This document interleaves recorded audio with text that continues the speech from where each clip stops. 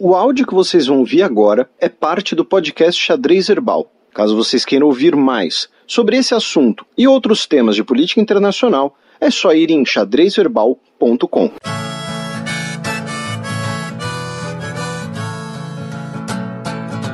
Coluna aberta. Bem, aqui nessa coluna aberta a gente vai falar de alguns discursos que a gente teve na ONU, nos dias, na sexta, sábado e na segunda-feira, ou seja, depois de quando o último programa foi ao ar. Porém, no caso, alguns casos eu ainda mantenho que vão ser tratados em texto, tá? Como o caso do discurso da Síria, que teve mais de meia hora e não deu tempo de eu analisar. Tá? Tô sendo aqui honesto. E sobre a Macedônia também a gente vai falar ainda nesse programa mais pra frente, e já teve texto na minha coluna na Gazeta do Povo sobre esse assunto. Tá?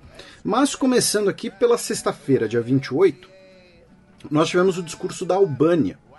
E assim, antes que alguém estranhe, nossa, vocês estão querendo inventar qual a importância da Albânia, é porque a Albânia é, de certo modo, na Assembleia Geral da ONU, a porta-voz de Kosovo. E esse assunto ainda está pendente com a Sérvia. A Sérvia que falou na quinta-feira, no dia anterior, no dia 27. Quem falou pela Sérvia foi a primeira-ministra Ana Brnabić. Ela falou por cerca de 17 minutos. E o trecho sobre o Kosovo esteve no meio do seu discurso. Tá? Ela falou... E assim, a questão da terminologia é importante. Tá? Porque assim, vou esclarecer isso antes de começar, porque caso eu não reproduza exatamente a terminologia. Quando ela fala do Kosovo, ela fala como uma entidade sérvia. Quando ela fala de Pristina, as autoridades em Pristina, que é a capital do Kosovo, ela está falando dos independentistas, do país independente, da autoproclamação de independência do Kosovo. Ou seja, para ela, isso fica muito claro nas entrelinhas, que o termo Kosovo é parte da herança histórica, da herança cultural sérvia, não de um outro país, de um novo país. E ela diz, estou aqui lidando com os assuntos da nossa província autônoma do Kosovo e Metohija, que divide o mundo ao meio, inclusive na ONU. Menos dos países, Estados-membros, reconhecem a Declaração Unilateral de Independência do Kosovo, enquanto mais da metade, ou seja, mais de 5 bilhões de pessoas no mundo, se recusam a reconhecer a separação ilegal do Kosovo. Mais de 5 bilhões de pessoas, por quê? Porque ela tem China e Índia do lado dela, já começa aí. O que a Sérvia tem tentado fazer no último ano é tentar fechar a caixa de Pandora que foi aberta 10 anos atrás com a Declaração Unilateral de Independência do Kosovo pelas autoridades em Pristina, já ia e a pressa em um número de países em reconhecer aquela declaração unilateral, independente do direito internacional e de padrões de conduta, independentes do fato de que isso era feito apenas 4 anos depois de que igrejas e monastérios sérvios, locais da herança da humanidade, eram saqueados e queimados. E independente do que a comunidade internacional sempre disse, de padrões antes de status, E quando todos viram que os padrões não estão na agenda de Pristina e a comunidade internacional rompeu com seu próprio mantra e partiu para reconhecimento do status. A Sérvia hoje está comprometida com a paz e, se posso dizer, se comportando como um adulto. Assinamos o Acordo de Bruxelas mais de 5 anos atrás e implementamos isso. Pristina assinou, mas não implementou nenhuma única palavra. Continuamos insistindo na completa implementação do Acordo de Bruxelas e o estabelecimento de uma comunidade de municípios sérvios, mas continuaremos tolerantes e pacientes. Eu posso dizer isso a vocês hoje. Embora seja difícil, e é muito difícil, embora seja muito desafiador, e é desafiador, embora às vezes o diálogo com Pristina seja desesperançoso e desperdiçado, estaremos comprometidos a chegar a um compromisso que garanta uma paz sustentável, prosperidade e um futuro mais brilhante para todas as pessoas na região. Tá? Então, basicamente, ela diz, olha, a Sérvia, né, está comprometida com as conversas, está comprometida com a paz, e Pristina não está cumprindo sua parte. Né? O governo de Kosovo não está cumprindo sua parte do Acordo de Bruxelas. Né? E, de fato, a Sérvia já fez várias concessões, já aceitou fazer várias concessões, só que a Sérvia já falou, olha, a gente traçou uma linha, daqui a gente não passa. Né? Então, cabe agora ao Kosovo aceitar ou não. Tá? Então, essa, né, foi a fala sérvia, que, como eu disse, foi uma fala no meio do discurso, não teve tanta prioridade assim, foi mais alfinetadas. Por outro lado, na sexta-feira, no dia 28, o presidente da Albânia, o Ilir Meta, falou por cerca de 15 minutos, e ele falou logo no início dos Balcãs. Tá? No início ele falou que estamos passando por processos de paz e integração nos Balcãs, e acreditamos que toda conquista bilateral dos nossos países contribuem diretamente para uma paz maior, segurança, estabilidade e desenvolvimento econômico. Aí ele falou do acordo entre Grécia e Macedônia, tá? Falou da importância disso para os Balcãs, falou do papel da União Europeia em estabilizar os Balcãs, e aí ele entrou, como eu disse, logo no início, ele falou, olha, os Balcãs estão num momento legal, uma prova desse momento legal é a negociação entre Grécia e Macedônia, e outra demonstração desse momento legal é o diálogo entre Sérvia e Kosovo. E ele fala, né, a grafia está em albanês, né, não está Kosovo, está Kosová, né, terminando com A. Ele disse que está otimista com o diálogo conduzido pela União Europeia, que está no estágio final e espera que seja concluído com um acordo legalmente vinculante para a normalização das relações entre os dois estados. É de máxima importância que esse esperado acordo insira energia positiva, difunda valores europeus de coexistência e harmonia interétnica, e é extremamente importante que esse acordo marque um rompimento do passado e melhore a qualidade cotidiana da vida das pessoas em ambos os estados. Ou seja, o que ele está querendo dizer com isso é, olha, o Kosovo é um fato. Tá? A herança sérvia perante o Kosovo, a herança histórica sérvia perante o Kosovo, teria que ficar para trás. O fato é que o Kosovo separou, então o melhor jeito é garantir que todo mundo possa viver uma vida em paz. Né? Lembrando que a Albânia, além de porta-voz, né, dos interesses kosovares perante a comunidade internacional, muita gente comenta de uma eventual fusão, né, da Albânia com o Kosovo. Né? E aí ele continua, tenhamos em mente que o passado histórico dos Balcãs é notoriamente ligado a mudanças de fronteiras, limpezas étnicas, e expulsão violenta de pessoas, e mesmo assim, nas últimas 2 décadas, os Balcãs passaram por uma grande transformação graças ao apoio das Nações Unidas e o envolvimento sério, político, social e econômico dos Estados Unidos e da União Europeia. Né?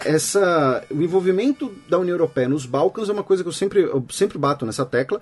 Uma das primeiras séries de textos que eu fiz lá no site do Xadrez Herbal, para quem quiser ler, é sobre isso. Tá? É sobre a ex-Iugoslávia na União Europeia, né? Como a União Europeia está estabilizando as relações na ex-Iugoslávia. Né? Convidamos e recebemos bem todos os esforços de países membros das Nações Unidas em aumentar o reconhecimento internacional de Kosovo e em maior apoio o Kosovo ser membro de organizações regionais e internacionais. Baseados na estabilidade e no desenvolvimento positivo em Kosovo, a Albânia apoia a redução de sessões no Conselho de Segurança da ONU sobre os relatórios da Missão das Nações Unidas para o Kosovo. Ou seja, basicamente dizendo, olha, esse número de reuniões do Conselho de Segurança falando sobre o Kosovo colabora para maiores tensões, fica parecendo como uma situação muito instável, então tem que diminuir esse número de reuniões, porque agora o Kosovo já está mais estabilizado, já está todo mundo quase chegando num acordo. Se bem que se vocês olharem, né, um discurso e outro, um é bem mais otimista que o outro, né? Eles não estão exatamente no mesmo compasso. No dia 28 também tivemos 2 discursos de pesos pesados, né? Tivemos o discurso chinês e o discurso da Rússia. Tá? Quem falou pela China foi o seu ministro de Relações Exteriores, o Wang Yi. Ele falou por cerca de 20 minutos. E o seu discurso foi basicamente uma resposta não explícita ao discurso do Trump alguns dias anteriores. Né? Ele defendeu o multilateralismo, defendeu a ordem internacional, defendeu a Organização Mundial do Comércio, defendeu o GATT, né, que é o Acordo Geral sobre Comércio e Tarifas, né, que é conhecido pela sigla em inglês GATT, General Agreement on Tariffs and Trade.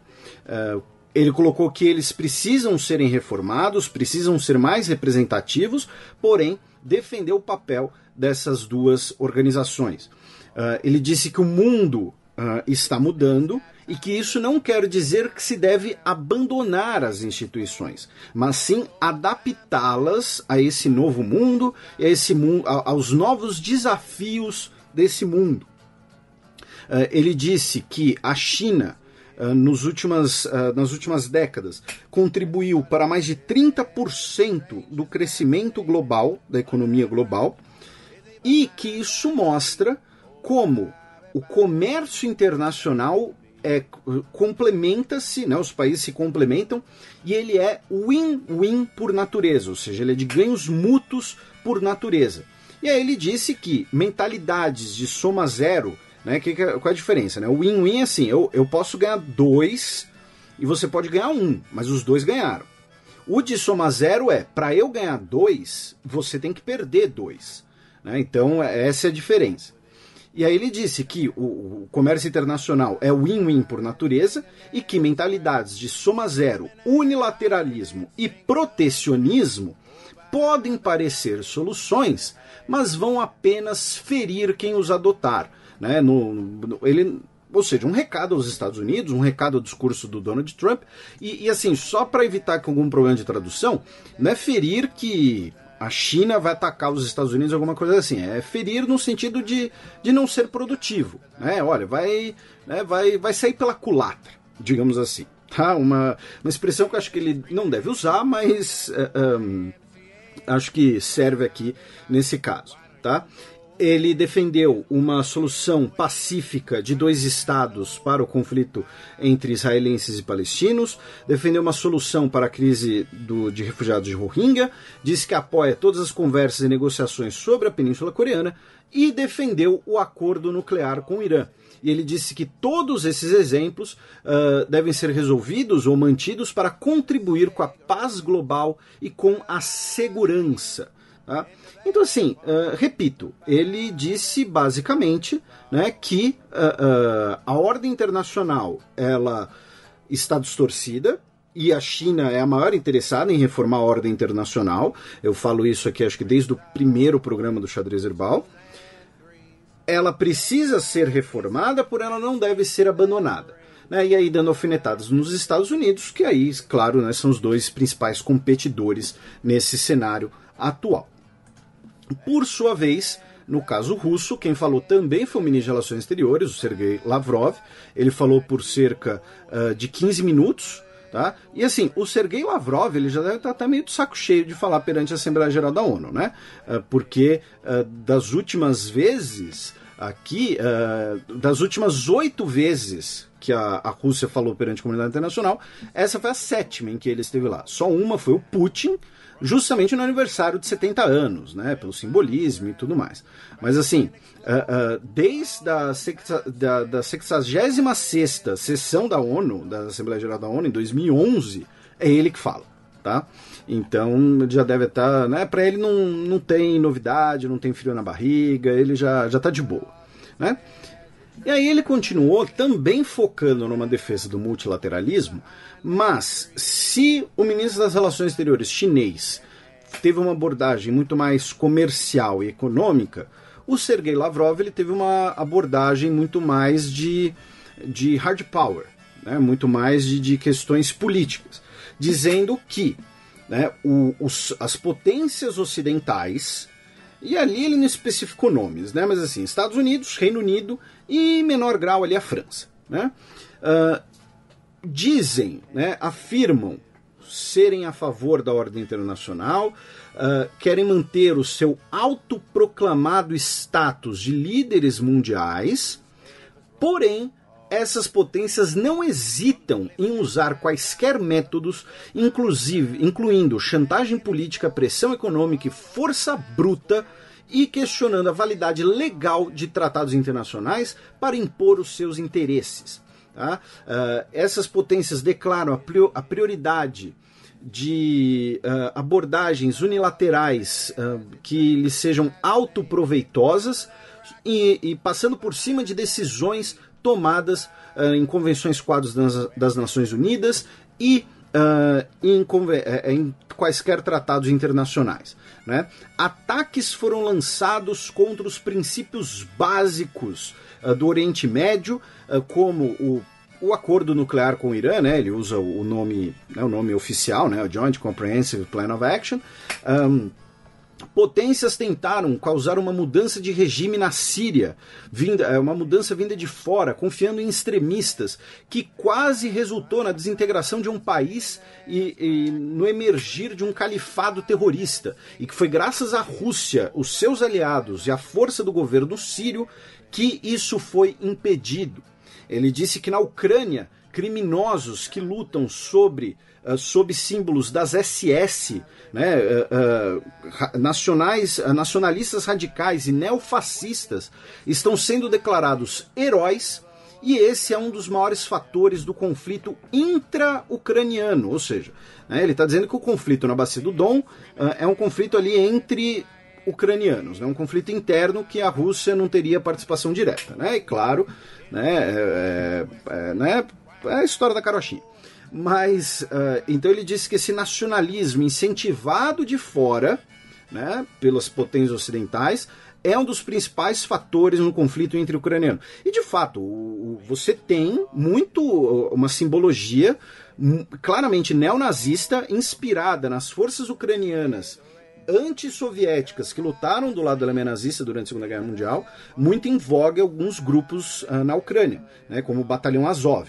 Tá? O Batalhão Azov ele é uma organização neonazista. Tá? Ponto final.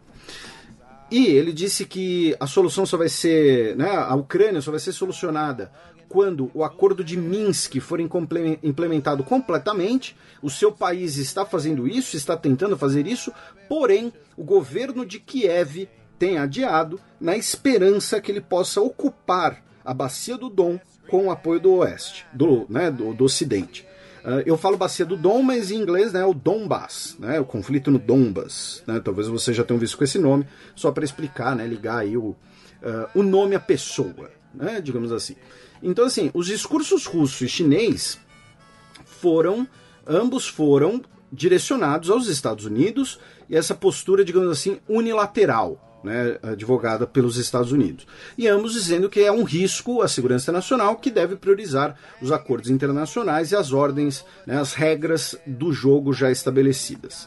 Também no dia 28, o ministro de Relações Exteriores da Alemanha, o Heiko Maas, Heiko, não sei a pronúncia, H-E-I-K-O, falou por cerca de 20 minutos e ficou muito claro ali o papel, né, do governo alemão, do atual governo alemão, de tentar ser um mediador nesse conflito leste-oeste.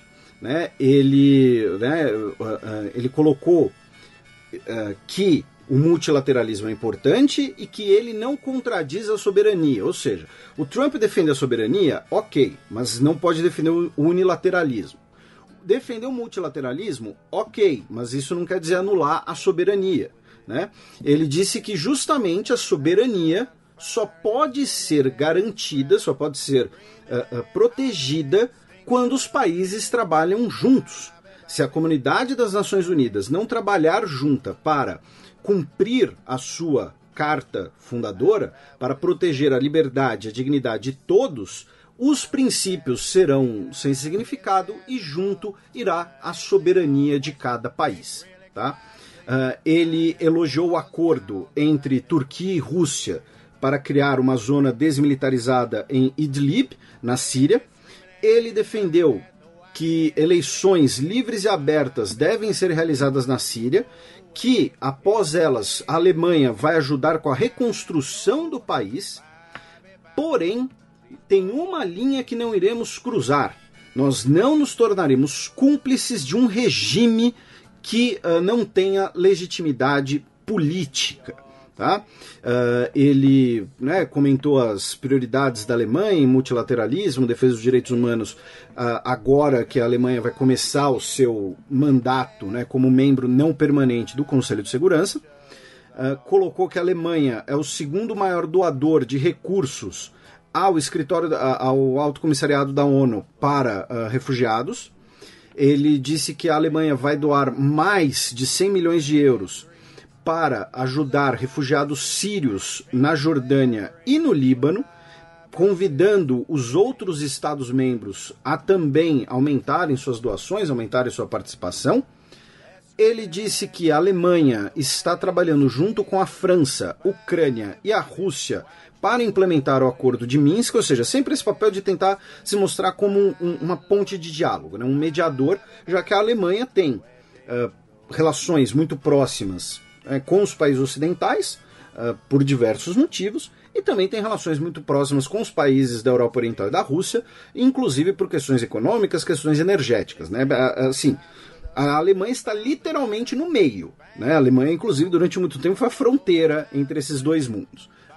Então colocou que a Alemanha está trabalhando para garantir a execução do Acordo de Minsk, pediu para evitar-se uma corrida armamentista multipolar, disse que a República Democrática da Coreia, a Coreia do Norte, ela precisa cumprir com a sua palavra e manter o seu compromisso com a desnuclearização, defendeu o acordo nuclear com o Irã, ou seja, mais uma alfinetada no Trump, e também defendeu muito o Acordo de Paris climático, dizendo ações baseadas apenas no nacionalismo, com o objetivo de colocar meu país em primeiro lugar entre aspas, tem o seu limite aqui, já que o aquecimento global é mundial e todos iremos sofrer de norte a sul, de leste a oeste.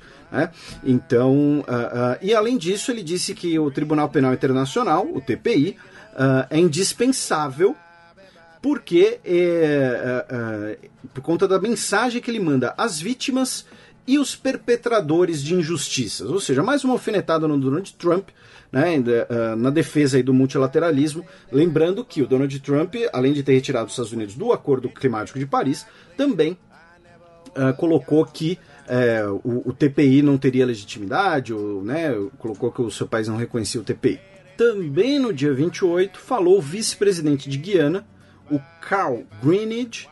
Ele falou por cerca de 15 minutos e, assim, ele teve um discurso bastante abrangente, abordou diversos tópicos, inclusive alguns tópicos pertinentes ao Caribe, Ele colocou ali as iniciativas do Caribe para combate ao tráfico de drogas, combate ao tráfico de armas pequenas. Porém, eu estou comentando aqui porque nos últimos anos, para quem acompanha o programa sabe disso, nós tivemos diversos desentendimentos entre a Venezuela e a Guiana. E quando eu digo desentendimentos, eu estou querendo dizer em que a Venezuela começou a fazer bullying ali com o seu vizinho menor do lado, por conta da divergência fronteiriça entre os dois países, ao ponto de que, em determinado momento, a Venezuela mobilizou tropas ali na fronteira, temia-se um eventual conflito, eventualmente um conflito exterior para, como é que eu posso mudar o foco das questões internas da Venezuela. E aí, ele disse que aderir aos princípios de soberania igualitária dos estados, ou seja, que os estados todos são iguais, Não é porque um é a Guiana e outro é a China, não é porque um é Lesoto e outro os Estados Unidos, que eles deveriam ser tratados diferente no direito internacional. E colocou que as resoluções pacíficas de disputas são a mais efetiva garantia de paz. E ele estava falando isso porque nós, sem dúvidas, estamos cientes das controvérsias que foram levantadas entre Guiana e seu vizinho Venezuela sobre a reclamação desses, né, da Venezuela, sobre o resultado da arbitragem de 1899, que regulamentou as fronteiras entre os dois países, e essa arbitragem de 1899 para os venezuelanos seria nula. No dia 30 de janeiro de 2018, o secretário-geral Guterres, né, Antônio Guterres, das Nações Unidas, tomou a decisão de que a controvérsia entre Guiana com a República Bolivariana da Venezuela deve ser levada à Corte Internacional de Justiça, né, a CIJ, que regulamenta disputas entre países. A decisão do secretário-geral é vinculante a ambas as partes.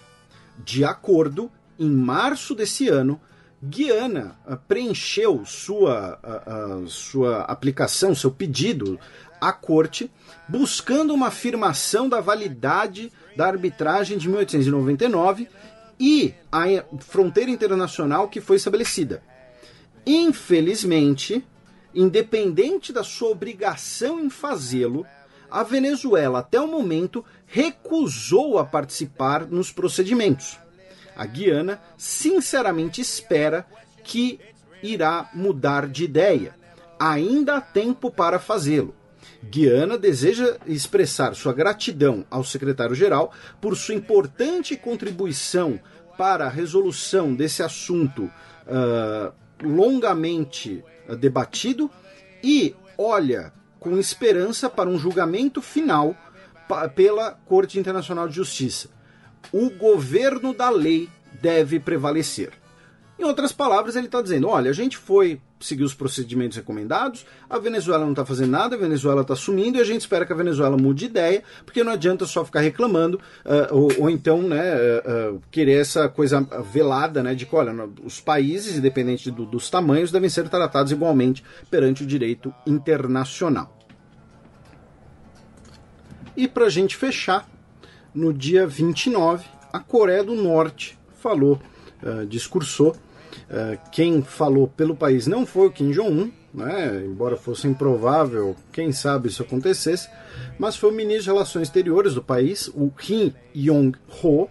Ele falou por cerca de 16 minutos e o discurso dele, combinado, né, com o discurso alguns dias antes, no dia 26, a Coreia do Sul que falou, ou seja, na semana passada, ainda, né, na quarta-feira, o discurso, só para deixar claro, o discurso da Coreia do Sul, que durou mais ou menos 15 minutos, foi do presidente Moon Jae-in, e ambos os discursos reforçaram, né, eu não quero soar, né, nem chato, nem convencido, nem nada, mas reforçaram aquilo lá, aquela tecla que eu vou batendo, da ideia do protagonismo das duas Coreias, né, que as duas Coreias são as protagonistas desse destino.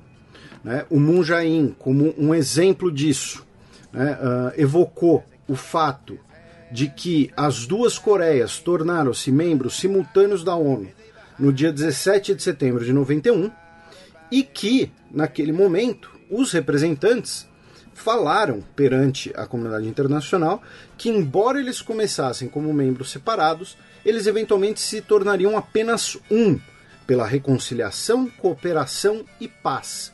E 27 anos depois, estamos aqui realizando essa promessa e chegando perto em cumprir esse papel da reunificação coreana. É claro que a Coreia do Sul, primeiro, abordou alguns outros temas também. A Coreia do Norte não. A Coreia do Norte falou basicamente apenas sobre as negociações na Coreia do Norte, sobre a questão da desnuclearização da península. O Moon Jae-in, ele foi mais, digamos assim, entusiasmado em suas palavras. Ele disse que algo milagroso estava ocorrendo na Península Coreana, que pela primeira vez na história o líder do Norte cruzou a linha de demarcação para visitar Panmunjeon, ao sul. Comentou o histórico das relações, o histórico das conversas nesse ano, né? Não é nem um histórico, né? Um retrospecto, melhor dizendo, das conversas nesse ano, a cúpula de Singapura entre o Kim e o Donald Trump. disse que a Coreia do Norte está cumprindo o seu papel, está caminhando adiante, pediu a cooperação dos países das Nações Unidas nesse diálogo e encorajar esse diálogo, inclusive em reconhecer as iniciativas norte-coreanas. E é claro, o governo da Coreia do Sul também comendou os esforços dos Estados Unidos em várias vezes, em vários momentos, e também comentou sobre um papel regional. Né? Ele disse que está propondo a criação de uma comunidade ferroviária do leste asiático, né? Que envolveria 6 países, né, do Nordeste Asiático e os Estados Unidos. E ele fez uma comparação, dizendo que quando criaram a Comunidade Europeia do Carvão e do Aço, as pessoas ainda não sabiam o que aquele tipo de iniciativa resultaria. E hoje mostra que, com um pequeno começo, pode-se chegar muito mais longe. Né? Ou seja, dizendo que o que ele quer é um processo de unificação, de diálogo, de conversas entre os países do Nordeste Asiático. Ele também deu uma alfinetada no Japão, tá? Comentando sobre questões dos direitos femininos, dizendo que a Coreia do Sul valoriza o maior papel, um crescente papel das mulheres na política internacional e que o seu país sofreu em primeira mão o resultado da violência contra a mulher quando milhares de coreanas foram escravizadas como mulheres de conforto pelos militares japoneses. Tá? Palavras dele.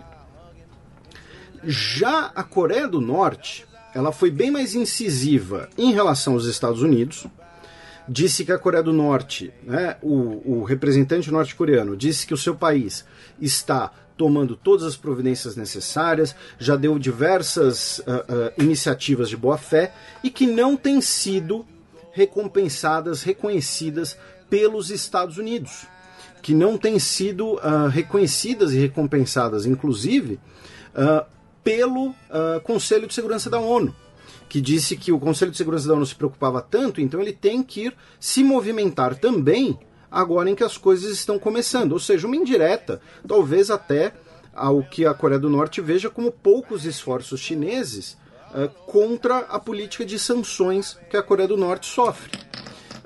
Ele disse que a Coreia do Norte desenvolveu armas nucleares para sua defesa, pois o único país no mundo que já usou armas nucleares numa guerra é os Estados Unidos, que tinha armas nucleares antes do seu país ter, que tem grande quantidade de armas nucleares, que levava armas nucleares às portas da Coreia e que a Coreia do Norte não jogou sequer uma pedra em solo dos Estados Unidos durante a Guerra da Coreia, mas os Estados Unidos jogou toneladas de bombas em seu país. Ele continuou. E aí entra a questão do protagonismo que eu mencionei. Né? Ele comentou que os encontros entre os dois líderes estão sendo muito proveitosos, que eles estão caminhando muito para questões econômicas, questões de paz e segurança, que a Península Coreana, o lugar mais tenso do globo, será um berço de paz e prosperidade para o mundo. Ele colocou que o avanço econômico do seu país é a prioridade para melhorar a vida das pessoas no país e também realizar o desejo comum de paz mundial. E aí ele disse que se do outro lado desse diálogo não fosse os Estados Unidos, mas a República da Coreia, a Península Coreana já estaria desnuclearizada. Ou seja, claramente dizendo, olha, com a Coreia do Sul tá tudo ok, nós somos povos irmãos, as coisas estão andando, nós somos os protagonistas dessas conversas, o problema mesmo tem sido os Estados Unidos que não estão reconhecendo nossos esforços. Tá? Essa é a perspectiva expressa no discurso da Coreia do Norte. Com elogios, com entusiasmo em relação às conversas intercoreanas, porém focando as suas cobranças, focando a sua demanda perante os Estados Unidos e as sanções. Para eles, e eu estou usando plural aqui, para os dois líderes coreanos, a diferença é que um foi mais explícito do que o outro. A Coreia do Norte já tomou iniciativas para a desnuclearização. né, como o desmonte de locais de testes, o desmonte de parte do seu programa nuclear e do seu programa de mísseis também, e está na hora então dos Estados Unidos, né, dar alguma coisa em troca. Está na hora dos Estados Unidos também fazer algum gesto de boa vontade, digamos assim. Né? Óbvio, não seria irreal achar que os Estados Unidos retirariam todas as sanções imediatamente. Mas o ponto do governo da Coreia do Norte é: nós não vamos nos desnuclearizar enquanto não tivermos todas as garantias que foram oferecidas em Singapura, segundo o governo da Coreia do Norte, para garantir a nossa segurança. Então, assim, ambos os líderes coreanos, né, o presidente da Coreia do Sul e o ministro de Relações Exteriores da Coreia do Norte, enfatizaram o protagonismo coreano, o entusiasmo das conversas entre os governos coreanos, o prospecto de uma Coreia unificada, talvez mais em breve do que imaginávamos, e ambos cobraram os Estados Unidos, cada um a seu modo. Tá? Então, só para deixar claro, né, questões da Síria, de Oriente Médio, ainda da Turquia, por exemplo, eu vou fazer em texto, ainda vou fazer alguns textos sobre os discursos da ONU, até para me atualizar também, né, e atualizar vocês algumas pautas. E a gente vai falar da Macedônia ainda no programa, tá, mais para frente, na verdade no próximo bloco já, né, então, em relação aos discursos da ONU no podcast, a gente fica por aqui.